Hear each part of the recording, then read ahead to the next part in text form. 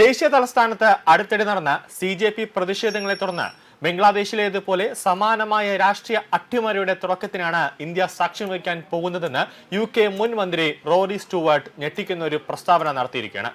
ഒരു പോഡ്കാസ്റ്റിൽ സംസാരിക്കവേ ഇതൊരു പക്ഷേ ബംഗ്ലാദേശിലേതിന് സമാനമായ സാഹചര്യത്തിന്റെ തുടക്കമായേക്കാമെന്നാണ് എനിക്ക് തോന്നുന്നത് എന്നാണ് സ്റ്റുവർട്ട് പറയുന്നത്. ഷെയ്ഖ് ഹസീനയും വളരെ ശക്തയും അജയ്യമായി കാണപ്പെട്ടിരുന്നതെങ്കിൽ ഒടുവിൽ അവർക്ക് അധികാരം നഷ്ടപ്പെട്ട കാര്യം ഓർക്കുക എന്നാണ് സ്റ്റുവർട്ട് പറയുന്നത്.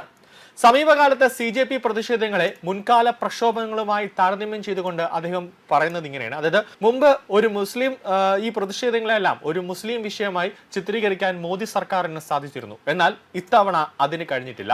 മുമ്പത്തെ പ്രതിഷേധങ്ങൾ പ്രധാനമായും സിവിൽ സൊസൈറ്റി ഗ്രൂപ്പുകൾ, മതേതര പ്രവർത്തകർ തുടങ്ങിയവരുമായി ബന്ധപ്പെട്ടതാണ്. അവരെ എളുപ്പത്തിൽ ഒരു പക്ഷത്തായി മുദ്രകുത്താൻ കഴിയുമായിരുന്നു.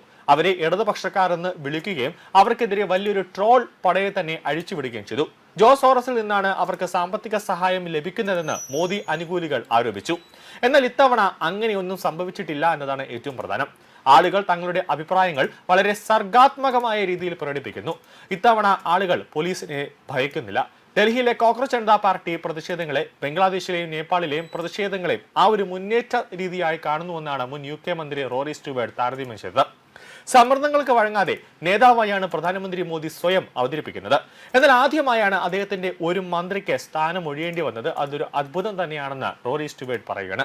നരേന്ദ്രമോദി ഇപ്പോൾ പ്രതിസന്ധിയിലാണെന്നാണ് എനിക്ക് തോന്നുന്നത്. ഇതൊരു പക്ഷേ ബംഗ്ലാദേശ് മാതൃകയിലുള്ള ഒരു മുന്നേറ്റത്തിന്റെ തുടക്കമായിരിക്കാം. ഷെയ്ഖ് ഹസീനയെ ആർക്കും തോൽപ്പിക്കാനാവില്ല എന്ന് കരുതിയിരുന്ന ഒരു കാര്യം ഓർക്കുക.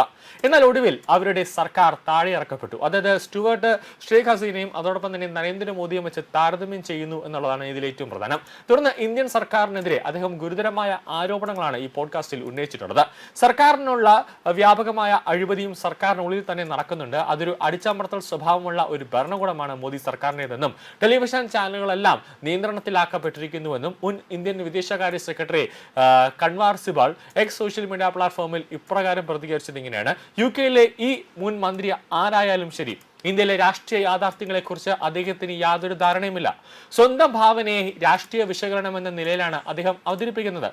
തെരഞ്ഞെടുക്കപ്പെട്ട സർക്കാരുകളെ അട്ടിമറിക്കുന്നതിനും സൈനിക ഭരണത്തിനും ബംഗ്ലാദേശ് മുമ്പും സാക്ഷ്യം വെച്ചിട്ടുണ്ട്.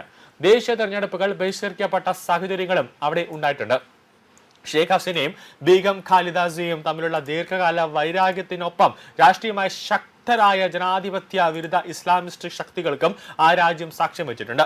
ഹസീനയെ അധികാരത്തിൽ നിന്ന് പുറത്താക്കിയത് കൃത്യമായ ആസൂത്രണത്തോടെയും ആസൂത്രിതമായ നീക്കങ്ങളിലൂടെയുമാണ്. തന്റെ ഇസ്ലാമിസ്റ്റ് ഉപദേഷ്ടാവിനെ പരിചയപ്പെടുത്തുന്നതിനിടെ അമേരിക്കയിൽ വെച്ച് യുനസ് തന്നെ ഇക്കാര്യം പരസ്യമായി സമ്മതിച്ചിട്ടുണ്ട്.